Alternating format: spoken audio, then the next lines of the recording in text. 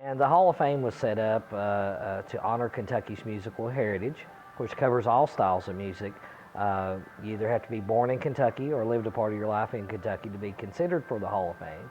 But we're a lot more, than just the Hall of Fame. We also tell the story of how Kentucky and the music has evolved over the years. This year is our 11th year of being open here in Renfro Valley, and we're very proud of it. Each year it's got better and better.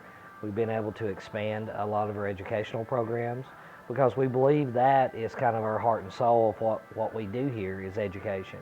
One of the great programs that we've just started in the last couple of years is a program called Stars Over Appalachia, which we're in partnership with Berea College on. And we created the program as a mentoring program. We bring in celebrities, we bring in music artists, pretty much to serve as mentors for children. We adopted a couple schools that were needing musical equipment, and through the different partnerships with Stars Over Appalachia, we was able to donate over $12,000 in music equipment to 2 schools. I really believe that between me and my staff, we have to be involved not only in this local community where we're at with Rockcastle County, but communities all around the state, because if we're involved, that lets people know, hey, they're out there working, they're out there wanting to be a part of our community, they're out there promoting what they're trying to do. If you're out there giving and doing community service, it's encouraging the kids to do community service, to give back to their own community. And if everybody would have that mindset of giving back and helping in their local community, we're going to be a lot better off. One of the biggest projects, that we've always looked at is the electric bill for the Kentucky Music Hall of Fame. It's just unbelievable, the amount of energy that is used throughout this building. And I tell people all the time, I think when they came in and opened the museum 10 years ago, I think they went and got the most expensive thing they could buy to put in here. In the scenario that we were at that time, we were running halogen bulbs, 50-watt halogens, and they were lasting about 2,000 hours for those bulbs. And so we were changing lights constantly throughout. When you're dealing with that many bulbs, you're on pretty constantly changing. Well, you figure one bulb is about, of those 50-watt halogens, about $6 a piece.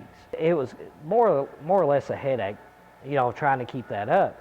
So when we had the option of looking at, all right, we're going from a 50-watt halogen to a 10-watt LED, there's no heat, you're talking, a little more initial cost to do that, but you're going from the halogen of running about 2,000 hours to the LEDs running like 25,000 hours.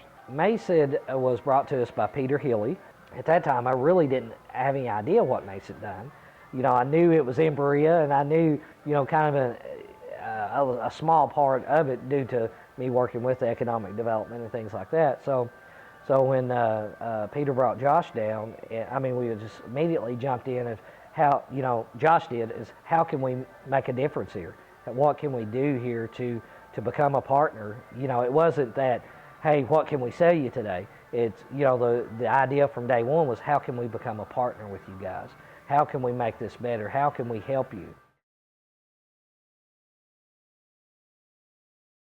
It's pretty expensive to be able to come in and change lightings, but the great thing about it is Mason said, hey, we got another program that we'll be able to work together with you to be able to offset those costs, be able to help you to make that initial investment, be able to be able to come in and do your project all at one time.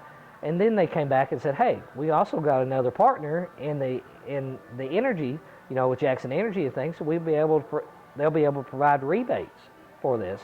And I just thought that, they pretty much did all the work. Josh and the team there at Mason did all the work for us, and all we had to do is come in and change lights.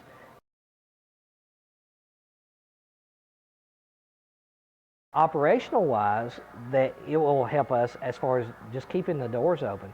The savings that we're going to be able to generate off of just saving our electric bill, is hopefully going to put us in a position to where we're going to, at some point be able to hire another part-time staff member. That's huge, being able to provide a job just by changing light bulbs. if the Kentucky Music Hall of Fame can do this and be able to say, my buddy down the street that owns the tool and die company, what can we do for him as a local business person? So if we're able to save him money each month by doing something similar to this, then he's going to look at it and he's like, wow, I can hire more people to come in to work for my company. I can create jobs, hiring local people. It's been phenomenal from day one with the folks there at Mason. I mean, anytime that we've had a question or, and or anything, I mean, it's come right to us, and we're just so appreciative of this because, each month when you look at that electric bill and you say, oh Lord, it's like now we kind of breathe easier because we can definitely see the savings from day one. So I think Mesa is just phenomenal, top to bottom organization, and it's really been a game changer for us here at the Hall of Fame.